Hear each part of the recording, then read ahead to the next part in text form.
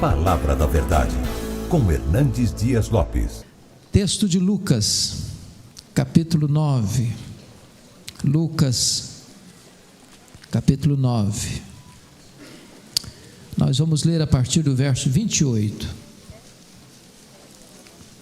A partir do verso 28 até o verso 45.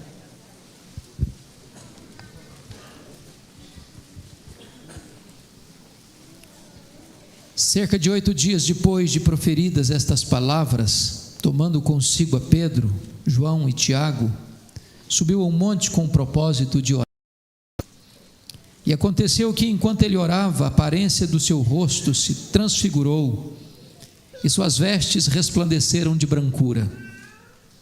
Eis que 2 varões falavam com ele, Moisés e Elias, os quais apareceram em glória e falavam da sua partida que ele estava para cumprir em Jerusalém. Pedro e seus companheiros achavam-se premidos de sono, mas conservando-se acordados, viram a sua glória e os 2 varões que com ele estavam. Ao se retirarem estes de Jesus, disse-lhe Pedro: Mestre, bom estarmos aqui. Então façamos 3 tendas, uma será tua, outra de Moisés e outra de Elias, não sabendo, porém, o que dizia. Enquanto assim falava, veio uma nuvem e os envolveu, e encheram-se de medo ao entrarem na nuvem. E dela veio uma voz dizendo: Este é o meu filho, o meu eleito, a ele ouvi. Depois daquela voz achou-se Jesus sozinho. Eles calaram-se. Dias a ninguém contaram coisa alguma do que tinham visto. No dia seguinte, ao descerem eles do monte, veio ao encontro de Jesus grande multidão. E eis que dentre a multidão surgiu um homem dizendo em alta voz: Mestre, suplico-te que vejas meu filho, porque é o único. Um espírito se apodera dele, de repente o menino grita, e o espírito atira por terra, convulsiona-o até espumar, e dificilmente o deixa depois de o ter quebrantado. Roguei aos teus discípulos que o expelissem, mas eles não puderam. Respondeu Jesus: Ó geração incrédula e perversa, até quando estarei convosco e vos sofrerei? Traze o teu filho. Quando se ia aproximando, o demônio o atirou no chão e o convulsionou. Mas Jesus repreendeu o espírito imundo, curou o menino e o entregou a seu pai. E todos ficaram maravilhados ante a majestade de Deus. Como todos se maravilhassem de quanto Jesus fazia, disse aos seus discípulos: Fixai nos vossos ouvidos as seguintes palavras: O Filho do Homem está para ser entregue nas mãos dos homens. Eles, porém, não entendiam isto, e foi-lhes encoberto para que não o compreendessem, e temiam interrogá-lo a este respeito. Irmãos amados, Jesus está já no ocaso do seu ministério terreno, já praticamente a caminho de Jerusalém. Seria preso, julgado, condenado e crucificado. E esse texto revela para nós que, como que preparando-se para esta grande empreitada e grande jornada do seu ministério, ele sobe um monte para orar. Eu não sei que monte é esse. Alguns dizem que é o Monte Tabor, outros pensam que é o Monte Hermon, mas não nos interessa o monte, o importante é que ele subiu um monte para orar. E ele distingue dos 12, 3 dos discípulos, os mais achegados possivelmente, Pedro, Tiago e João, e os leva consigo para o alto daquela montanha. E ele vai ali para orar. Os 9 outros ficam no sopé do monte. A Bíblia não nos informa quanto tempo ele ficou lá, mas ele subiu com o propósito de orar. E esse texto nos enseja algumas lições importantes que eu gostaria de partilhar nesta noite. São 3 grupos bem distintos aqui. O primeiro deles, formado por Pedro, Tiago e João. Eles sobem o monte com Jesus, eles veem Jesus orando, eles veem milagres acontecendo, mas eles não oram. e eles não têm discernimento. E eu vou chamar esse primeiro grupo, a primeira espiritualidade desse grupo, da espiritualidade do monte. Os 9 que ficaram lá no sopé do monte, eu vou chamar de a espiritualidade do vale. Os que subiram e viram coisas extraordinárias, mas estavam eles privados de entendimento, até das coisas essenciais e elementares da fé cristã. Então eu vou chamar a espiritualidade de Pedro, Tiago e João da espiritualidade do monte, do êxtase sem entendimento. Os que ficaram no sopé do monte também não oraram, também não jejuaram, e estavam desprovidos para enfrentar as grandes demandas e desafios do ministério. Uma criança endemoniada aparece por lá, levada pelo pai, e os discípulos não puderam libertar aquela criança. E diz o evangelista Marcos que eles estavam discutindo com os escribas, em vez de estarem orando, jejuando e fazendo a obra. Então nós vamos chamar a espiritualidade dos 9 que ficaram no sopé, a espiritualidade do vale, a espiritualidade da discussão sem poder. E nós vamos então finalmente olhar a postura de Jesus, observando 3 aspectos. Ele sobe o monte para orar, ele desce o monte para obedecer, e ele revela poder espiritual, libertando o cativo, libertando o endemoniado. A espiritualidade da oração, da obediência e do poder. Sobre esses 3 aspectos é que eu gostaria de partilhar com vocês nesta noite. Primeiramente, vamos então olhar a espiritualidade de Pedro, Tiago e João. Eles sobem o monte para orar, mas eles não oram. O que empolga Jesus não empolga o coração deles. O que é o deleite de Jesus é cansaço para eles.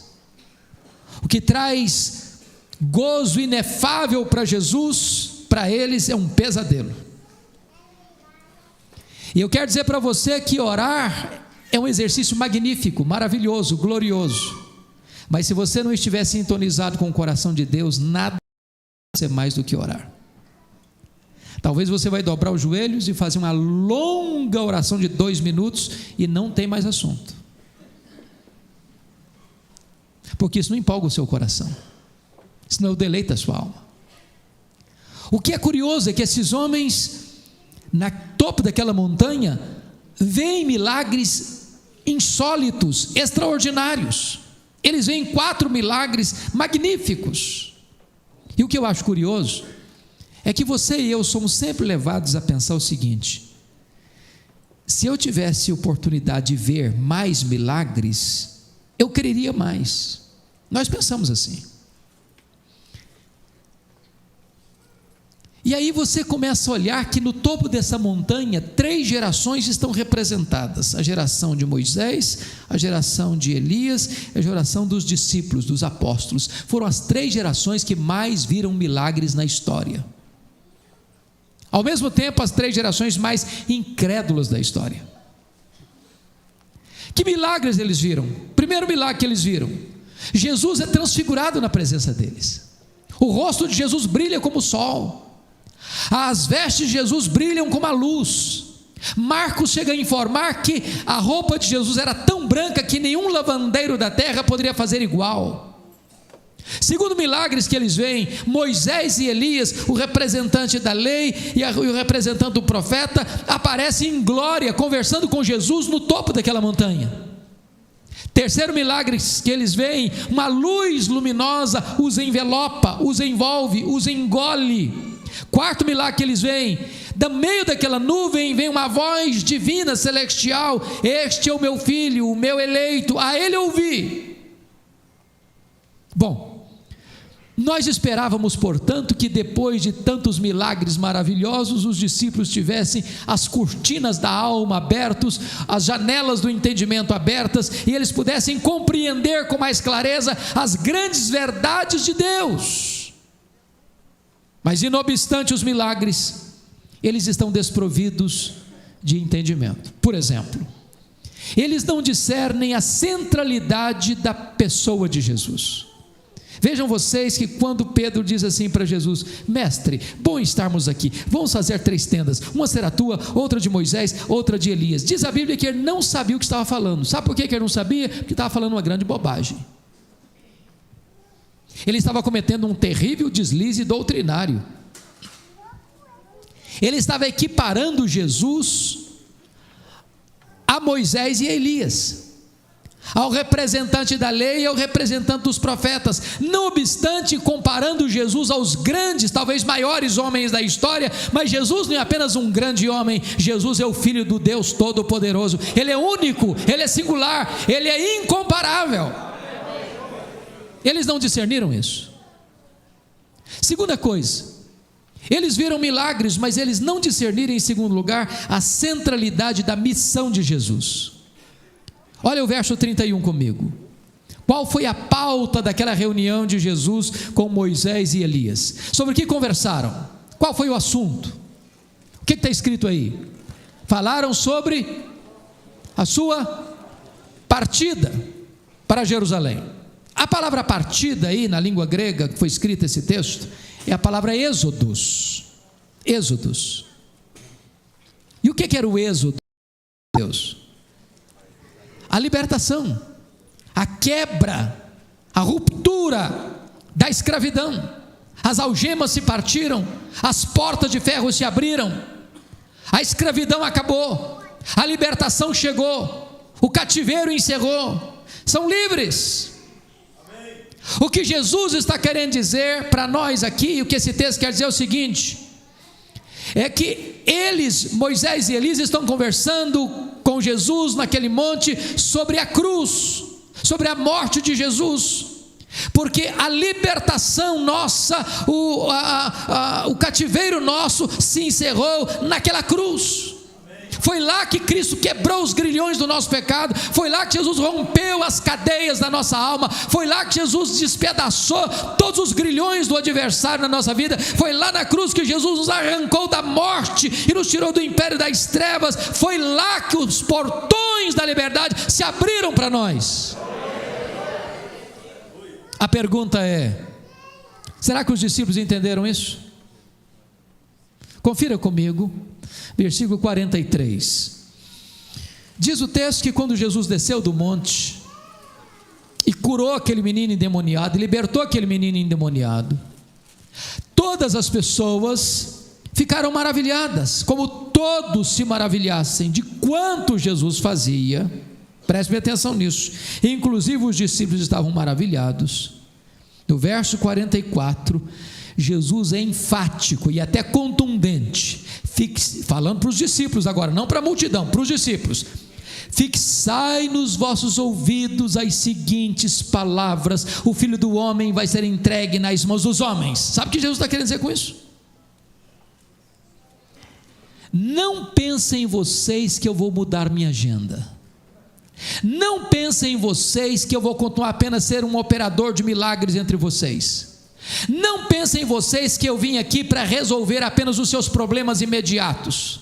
Não pensem em vocês que a minha agenda vai estar focada apenas nisso, em atender as necessidades urgentes e imediatas de vocês. Eu vim para ir para a cruz, e é para a cruz que eu estou indo. Não pensem diferente, eu não vou mudar minha agenda, eu estou indo para a cruz, porque é lá na cruz que eu vou abrir as portas do cativeiro, é lá na cruz que eu vou adquirir para vocês eterna redenção.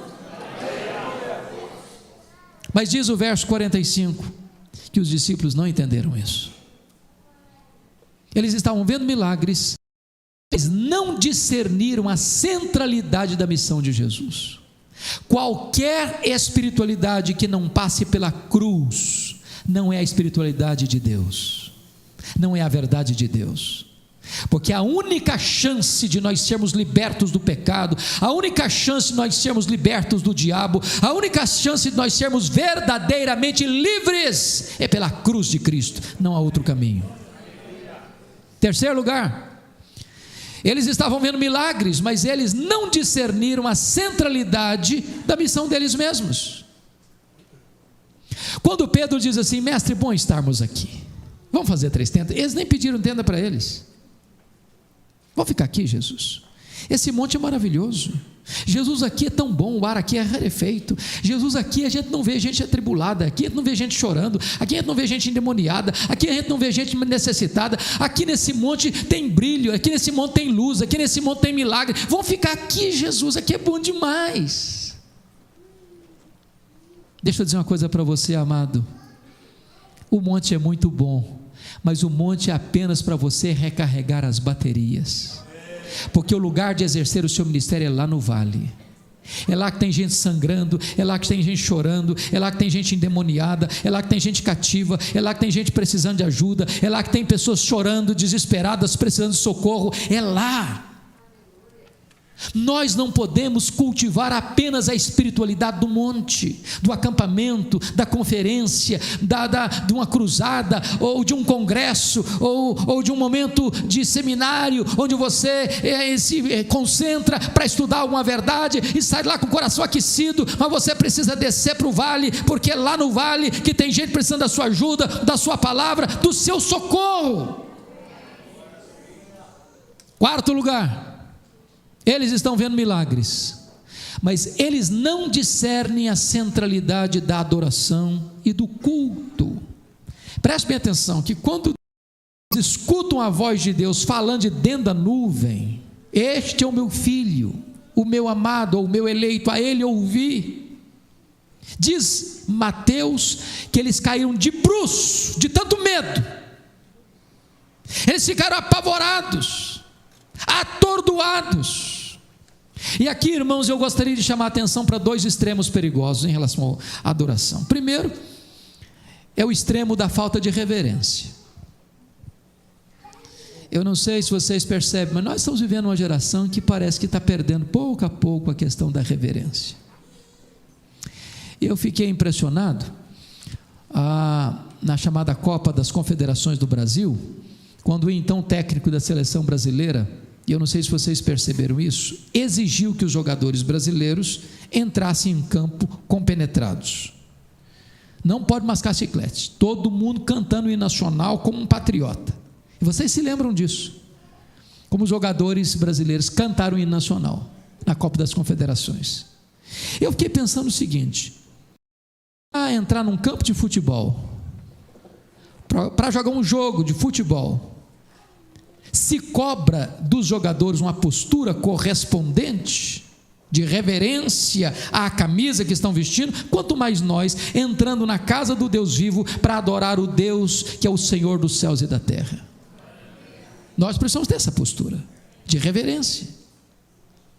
Mas existe um outro extremo perigoso, é o extremo do medo de Deus, do temor de Deus, como se Deus fosse um estraga-prazer, como se Deus fosse um xerife cósmico, como se Deus fosse alguém que está com um porrete na mão, prestes a me dar uma bordoada toda vez que eu der uma vacilada.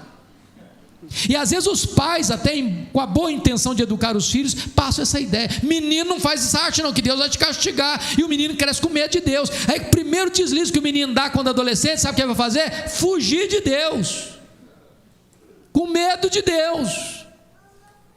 Deixa eu dizer para você, santo, santo, santo, mas Ele é um Pai amoroso. Você pode chegar quebrado, machucado, ferido, sangrando, sujo, mas se você tiver com o coração quebrantado, Ele corre, Ele abraça, Ele beija, Ele celebra, Ele festeja. Você não tem que correr de Deus, você tem que correr para Deus. Eles estão no monte, eles estão vendo milagres, mas eles estão desprovidos de entendimento espiritual. Mas vamos ao segundo grupo, aqueles que ficaram no sopé do monte. Eles estavam lá, mas eles também não oraram. E é curioso que é o evangelista Marcos que vai nos informar que enquanto eles estavam ali, os escribas discutiam com eles. E os escribas eram os teólogos da época, eram os doutores da lei da época, eram os melhores conhecedores da época, os mais profundos, os mais peritos, os mais profundos na discussão teológica. A Bíblia não diz sobre que assunto discutiram, talvez um bom tema teológico, talvez um bom embate teológico. E eu quero dizer para você, meu irmão, que há espaço na igreja de Deus para discussão, sim. Até uma cadeira no seminário chamada de apologética. Há uma área, há um momento em que você precisa realmente defender aquilo que você crê, de uma forma clara, de uma forma lógica, de uma forma consistente, de uma forma bíblica, racional. Mas aqui há um grande perigo, é quando nós perdemos o foco, e em vez de nós orarmos e fazermos a obra, nós gastamos todo o tempo discutindo a obra. Esse é um grande risco, irmãos. E se você parar para perceber, via de regra, nós nos reunimos, muito mais para discutir a obra do que para fazer a obra. Domingo após domingo, semana após semana, e aí nós marcamos uma conferência para trazer uma pessoa que possa então nos esclarecer um pouco melhor como é que a gente discute a obra. Aí a gente viaja 1000 quilômetros para um congresso para discutir a obra. Aí volta de lá e faz um grupo menor, mais concentrado, para discutir a obra de novo. E aí a gente lê um livro especial para discutir a obra. E aí a gente se matricula num seminário para fazer um curso de mestrado para discutir a obra. E termina isso, vai para um doutorado para discutir mais a obra. E nós passamos o tempo todo discutindo a obra, enquanto Deus quer que nós façamos a obra.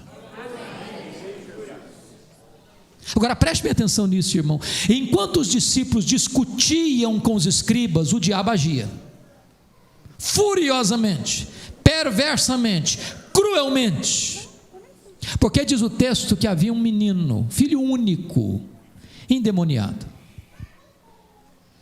E se você ler Mateus, Marcos e Lucas, que relatam esse fato, diz que o diabo pegava esse menino, jogava no fogo, jogava na água, jogava por terra, queria matar o menino, e dificilmente o demônio deixava antes de quebrar o menino todo. Eu imagino um adolescente esquálido, todo cheio de cicatrizes, de hematomas pelo corpo. E eu imagino aquele menino, ainda criança, conversando ou brincando com os pais. De repente esse menino saía e corria e caía no fogo, e alguém tinha que pular lá e tirá-lo do fogo, e outra hora ele corria e caía na água, e alguém precisava puxá-lo para não morrer afogado, e jogava por terra. Esse menino saía todo ensanguentado. Não havia paz nessa casa, não havia alegria nessa família, até o dia que esse pai escuta que os discípulos de Jesus estão na região. Há um alívio, há um lampejo de esperança, brota na alma dele uma luz no fim do túnel do desespero. Ele diz: meu Deus, chegou a minha hora, aqui estão os discípulos de Jesus, eles vão me ajudar, eles vão orar por ele vai ser liberto, eu vou ter alívio, eu vou ter resposta, eu vou ter cura, eu vou ter alegria na minha casa, a coisa vai acontecer hoje, o milagre de Deus vai entrar na minha família hoje. E ele vai todo cheio de esperança, e diz a Bíblia que os discípulos não puderam.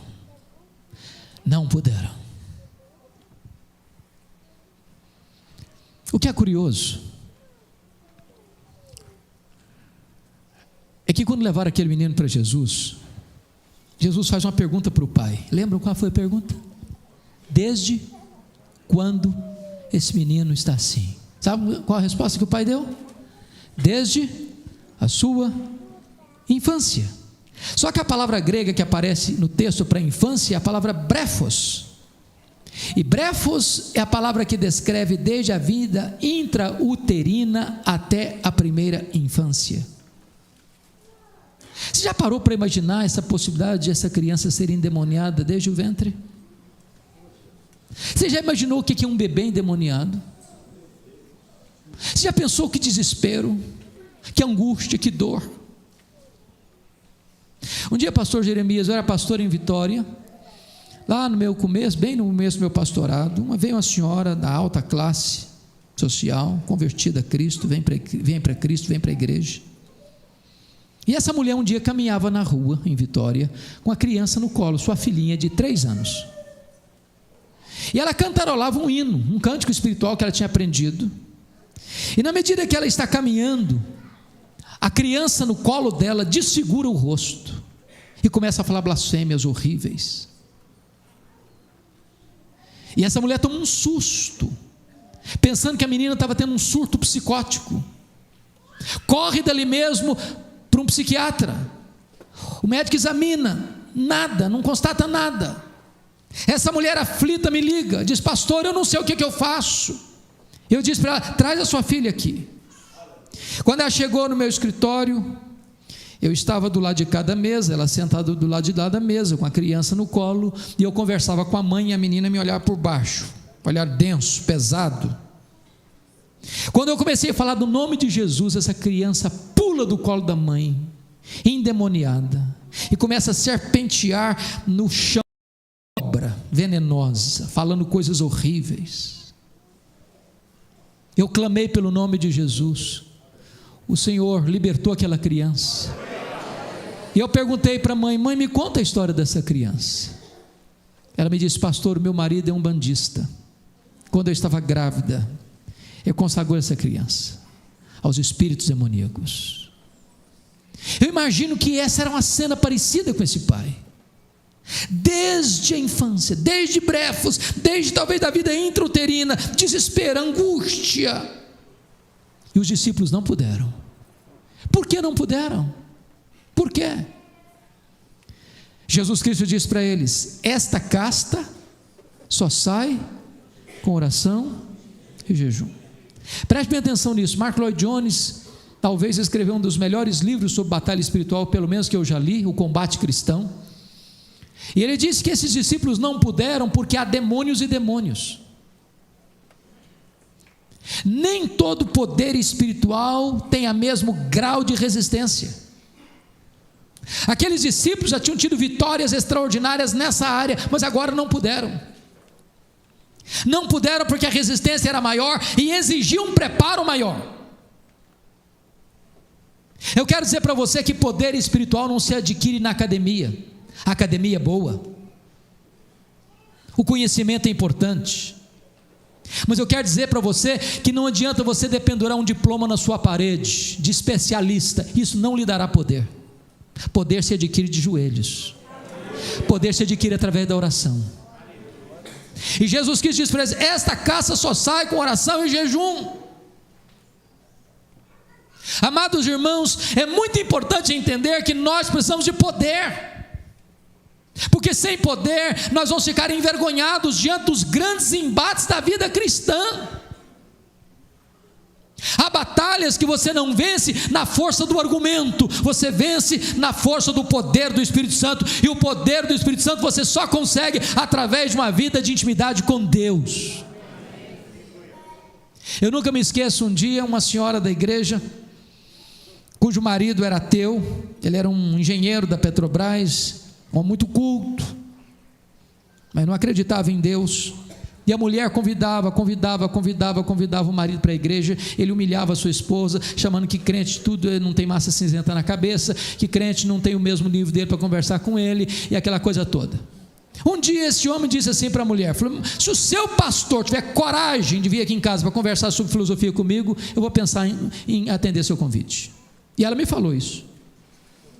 Falei: meu Deus, eu estou encrencado agora, porque se eu não for, eu dou um atestado que eu sou burro mesmo. Se eu for, o homem vai talvez me humilhar, mas eu vou. Eu fui. Quando eu chego lá, meus irmãos, que cultura, que cabeça. O cara citava todos os pensadores, filósofos, ele andava para lá e para cá nesse negócio aqui com maior desenvoltura, e eu tentando acompanhar o cara e discutir filosofia com ele, medindo força com ele. Sabe o que aconteceu? Depois de 2 horas o cara estava mais incrédulo ainda, mais incrédulo. Aí eu falei para ele: Max, chamava Max: ô Max, deixa eu falar uma coisa para você. Rapaz, Deus ama você, e Jesus Cristo, Filho de Deus, veio a este mundo, se fez carne, habitou entre nós, cheio de graça e de verdade, andou entre nós, libertando os cativos, os oprimidos do diabo. Ele foi para a cruz, morreu na cruz e ressuscitou, está vivo, e ele vai voltar, e ele agora quer que você entregue o seu coração para ele. Este homem, parece que uma pedreira, começou a chorar e se derreteu na presença de Deus. Se derreteu na presença de Deus. Tornou-se um crente tão simples, tão amável, que eu gostava de ficar na porta da igreja para abraçar as pessoas quando chegavam. Sabe quem é? Deus é maravilhoso. Eu quero dizer para você, meu amado irmão, que não é na força do braço, não é na força da eloquência, não é na força do argumento, não é na força da discussão, é o poder de Deus, e nós precisamos desse poder. Nós precisamos desse poder. Eu já contei aqui, numa ocasião que eu não me lembro, mas já devo ter falado desse testemunho aqui. Mas continuou, porque tem gente nova aqui. Eu era seminarista em Campinas, lá nos idos de 1978. Vim da roça, cheguei em Campinas, cidade grande, que é a coisa toda. E não sei se você sabe, mas quando um aluno chega no seminário, ele prega até para poste no meio da rua. É verdade. E uma missionária me chamou, falou assim: eu vou te levar na escola de cadetes, um lugar bonito. Chego lá e encontro, claro, um soldado, um cadete, seu posto de guarda, vestido a caráter, com a sua farda engomada, com seu nome bordado na lapela da farda, João Miguel Corpas, uma metralhadora na mão. E eu, claro, me encosto nele e perguntei: e aí, João Miguel Corpas, você conhece a Jesus, o Filho do Deus vivo? E o cara faltou pouco me bater. Ele me insultou muito, ele blasfemou muito. Ele disse: eu não acredito nessa tolice, não venha me falar nesse negócio não, eu não acredito em Deus não, e não me incomode. E eu perdi o rumo de casa por um momento. Fiquei sem jeito, não sabia o que falar com ele. Mas antes de ir embora, Deus me deu uma palavra. Eu disse: João Miguel Corpas, eu tenho que lhe dizer 3 coisas antes de ir embora. Primeiro, Deus existe, você acreditando nele ou não. Deus existe assim mesmo. Deus não depende de você acreditar nele para ele existir. Deus existe, pronto. Se você crê nele ou não, esse é problema seu, mas que ele existe, ele existe. Segundo, esse Deus te ama. Esse Deus se importa com você. E este Deus enviou o seu filho, seu único filho ao mundo, para morrer em seu lugar, para dar a você a vida eterna. E a terceira coisa que eu tenho que lhe dizer, João Miguel Corpas, é que você é um pecador. E se você não se arrepender, você vai para o inferno. E ó, perna para quem te quer. Fui embora. O cara estava com a metralhadora na mão. O que eu nunca podia esperar, nunca, é que no dia seguinte a missionária voltasse ao seminário. Ela chegou lá e disse: Hernandes, eu preciso ir na minha casa agora. Eu falei: o que aconteceu? O João Miguel Corpas está. Aí eu fiquei ainda. Falei: pronto, agora o homem vai querer brigar comigo. Ele não gostou da minha abordagem. Quando eu vou caminhando para aquela casa, pensando 1000 coisas, e entro, ele estava sentado no fundo. Quando ele me viu entrando, ele se levantou.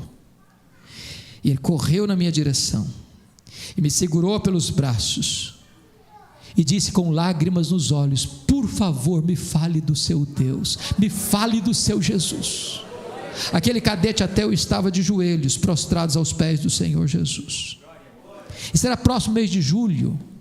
Quando eu volto de férias para Campinas, do mês de julho, ele me ligou e disse: eu já levei 3 colegas a Cristo, aqui da escola de cadetes. Eu acompanhei durante o tempo do seminário, eu perdi o contato com ele.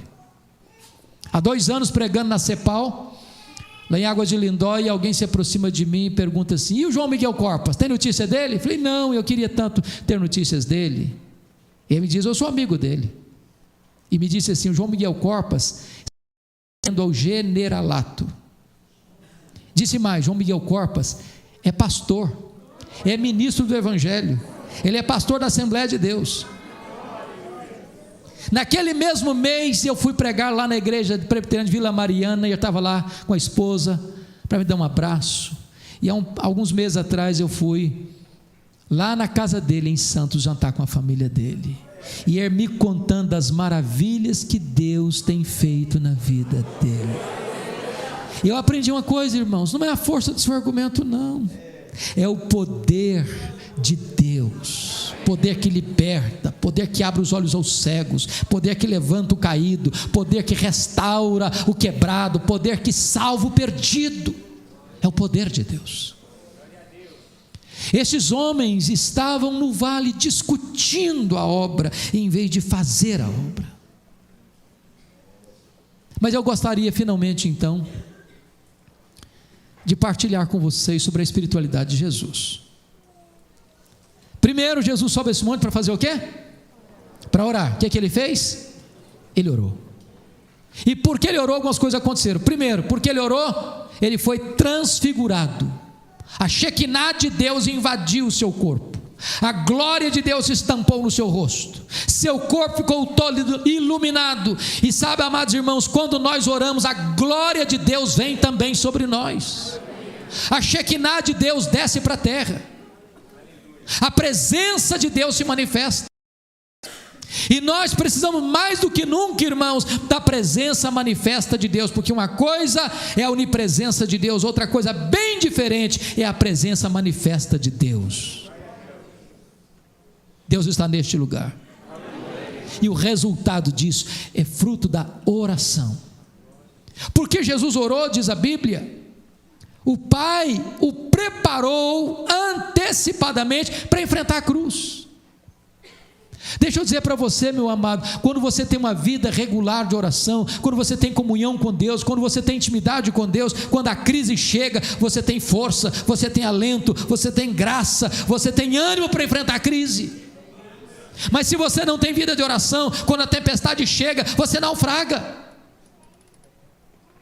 Jesus caminha para aquela cruz como um rei caminha para a sua coroação. Por quê? Porque ele tinha se preparado, e o Pai o havia preparado por meio da oração para enfrentar com firmeza inabalável aquele momento crucial. Terceiro lugar, porque Jesus orou, o Pai o defendeu.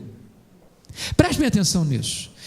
Quando Pedro diz aquela bobagem: vamos fazer 3 tendas, Senhor, comparando Jesus com Moisés e Elias e colocando no mesmo nível de Moisés e Elias, Jesus poderia ter defendido: ô Pedro, você não está me entendendo, você não me conhece ainda, você não sabe quem eu sou ainda. Jesus não se defende, Jesus ora, e porque ele ora, o Pai o defende, dizendo: este é o meu filho, este é o meu filho, este é o meu amado, a ele eu ouvi. E quando eles abriram os olhos, não tinha mais Moisés, não tinha mais Elias, só tinha Jesus. Porque a nossa vida é focada e centralizada unicamente na pessoa de Jesus. Meu amado irmão, você muitas vezes não tem que se defender, você tem que orar. Quando você ora, Deus defende você. Lembram de Jó? Jó estava envolvido com tantos dramas, com tantas lutas, e os seus amigos assacam contra ele os mais pesados libelos acusatórios, cravejam-no com setas venenosas. O que é que Jó faz? Se defende, se defende, se defende, se defende, se defende, se defende, se defende. Aí Deus diz: Jó, vamos fazer uma mudança de planos aqui, meu filho. Faz o seguinte, para de se defender, comece a interceder pelos seus amigos. E no momento em que Jó sai da arena da defesa pessoal para a brecha da intercessão, diz a Bíblia que Deus restaurou a sorte de Jó. Meu amado irmão, quando você ora, Deus defende você, porque quando você cuida da sua piedade, Deus cuida da sua reputação. Terceiro lugar, confira comigo, irmão. Segundo lugar, digo, primeiro a espiritualidade da oração, segundo a espiritualidade da obediência. Volta a perguntar: qual foi a agenda de Jesus com os discípulos, com Moisés e Elias? Verso 31, a sua partida, a sua ida para Jerusalém, a sua morte na cruz. Esse foi o tema. E a pergunta é: quando Jesus desce desse monte, que grau de compromisso ele revela com essa agenda?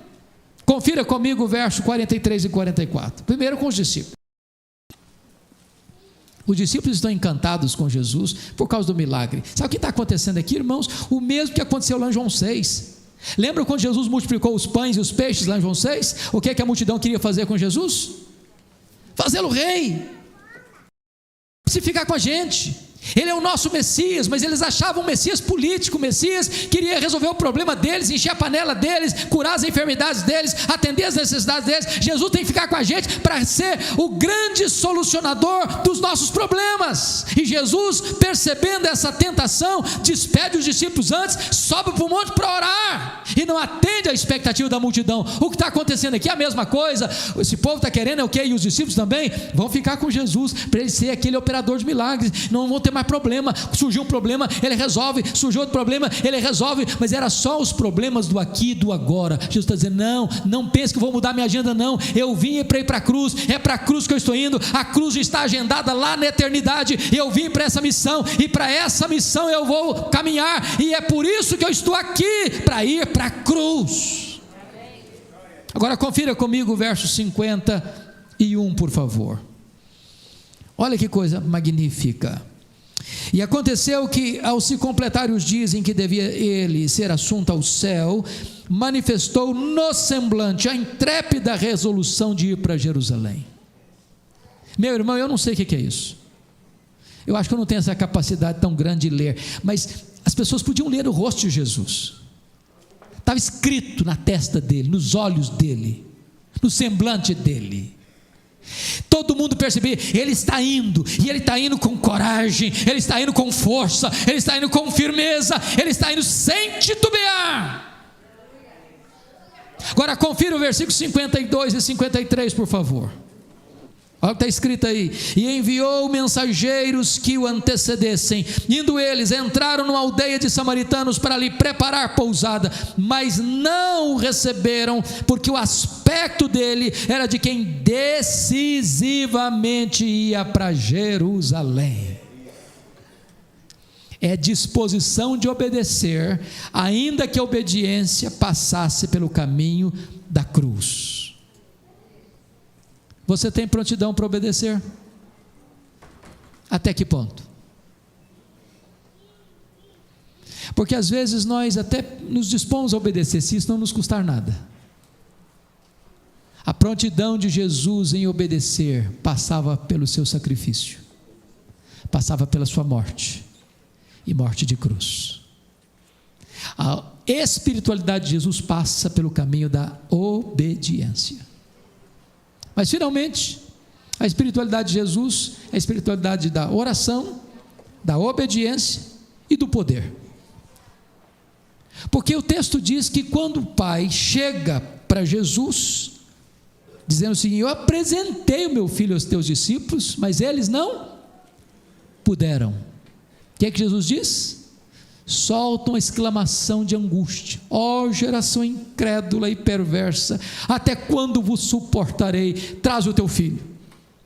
E diz o evangelista Marcos que quando o pai estava trazendo o filho, o demônio joga o menino no chão, e o menino começa a convulsionar, começa a espumar, começa a rilhar os dentes, e Jesus dá uma ordem, está lá em Marcos: sai desse menino e não voltes a ele.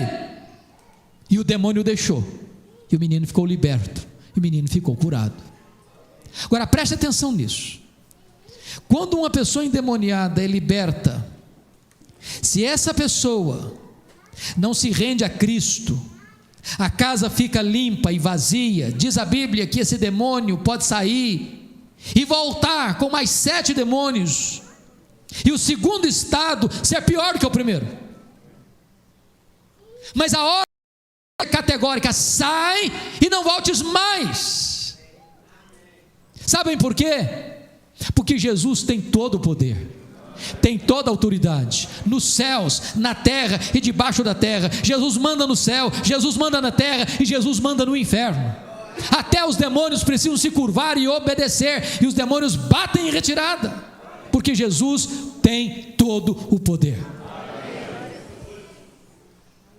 Para mim, um dos textos mais magníficos dessa questão está lá em Marcos 5, e você conhece esse texto. Depois de uma tempestade no mar da Galileia, de noite, Jesus chega na região das montanhas de Golã, do lado oriental do lago de Genezaré, na terra dos Gadarenos, dentro de um cemitério, de noite, depois de uma tempestade, e uma cena apavorante, porque dentro do cemitério tem um cara vivo. Gente viva dentro do cemitério de noite é um perigo, dá medo na gente. E a Bíblia diz que o homem estava furioso, o homem estava nu, o homem estava se ferindo com pedras, o homem gritava sem parar. E quando Jesus chega, aquele homem endemoniado corre e se prostra diante de Jesus. E Jesus pergunta para ele: qual é o teu nome? E ele responde: Legião, porque somos muitos. Legião é uma corporação romana de 6.000 soldados. Tinha dentro de um único homem 6.000 demônios. E aqueles demônios fazem 3 pedidos para Jesus.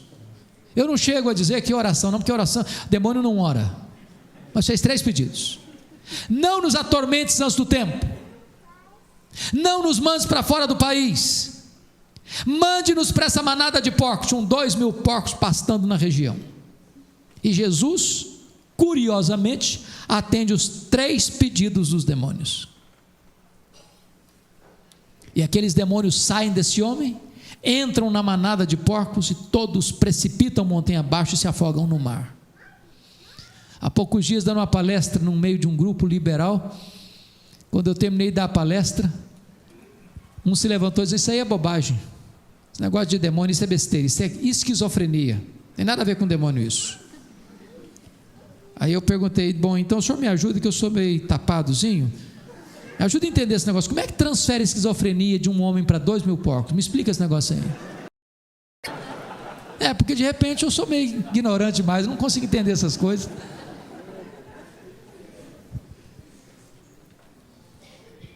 O curioso é que esse homem agora, liberto, curado, em são juízo, vestido, assentado aos pés de Jesus, também faz um pedido, um único pedido: Senhor, permita-me ir contigo, permita-me fazer parte dos teus discípulos e acompanhar-te. E Jesus, que acabara de atender os 3 pedidos dos demônios, não atende o pedido desse homem convertido e salvo. Diz: não, vai para os teus e conta para eles quanta coisa o Senhor fez por ti. Jesus está dizendo o seguinte: o lugar de você dar testemunho do que Deus fez na sua vida, você começar lá na sua casa. Onde você foi problema, você vai ser solução. Onde você causou dor, você vai ser motivo de alívio. Onde você foi problema, você vai trazer a glória de Deus e mostrar o que Deus fez na sua vida.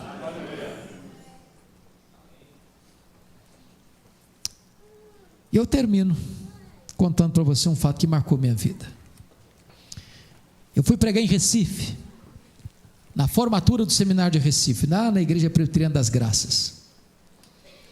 E depois que eu terminei de pregar, um dos formandos, tinha quase 2 metros de altura, hoje é um dos nossos missionários fora do Brasil, me contou uma experiência marcante que tivera naquele ano.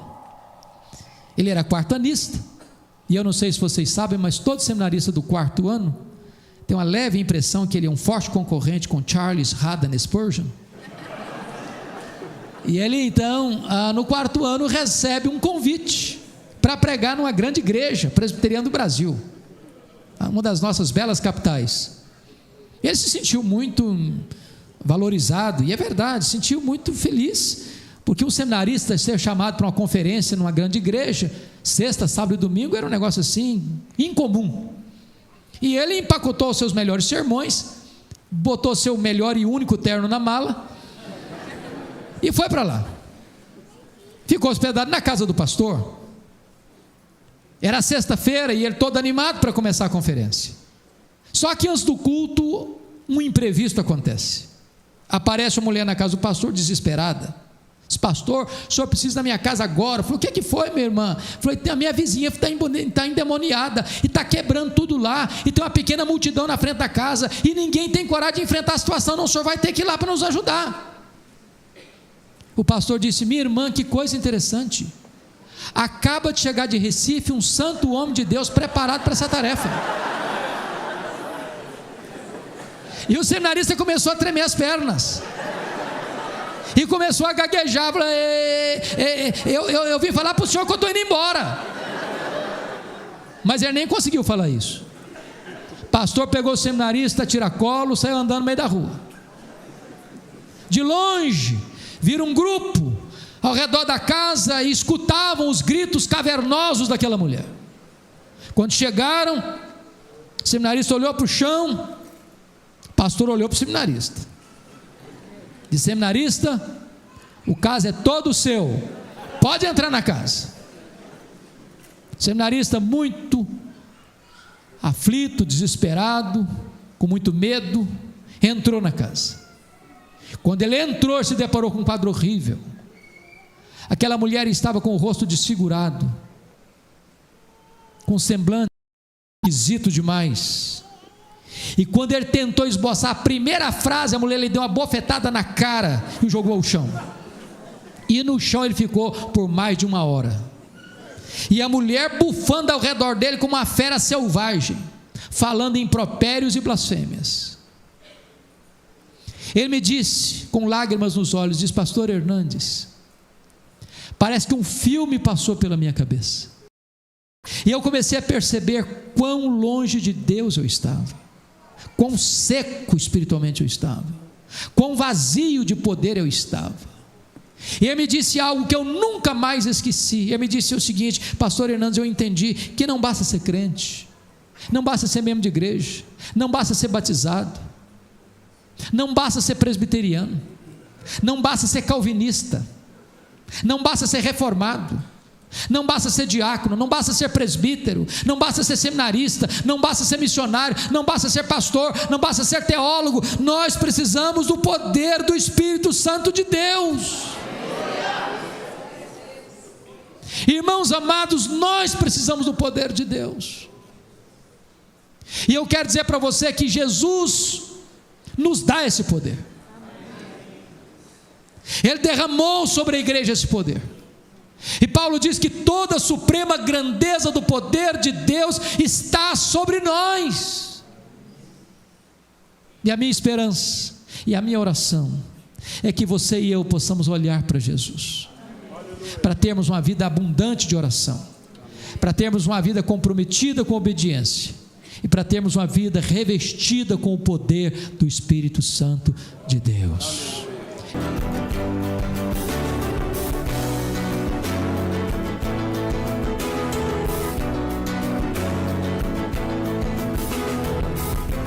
Palavra da Verdade, com Hernandes Dias Lopes.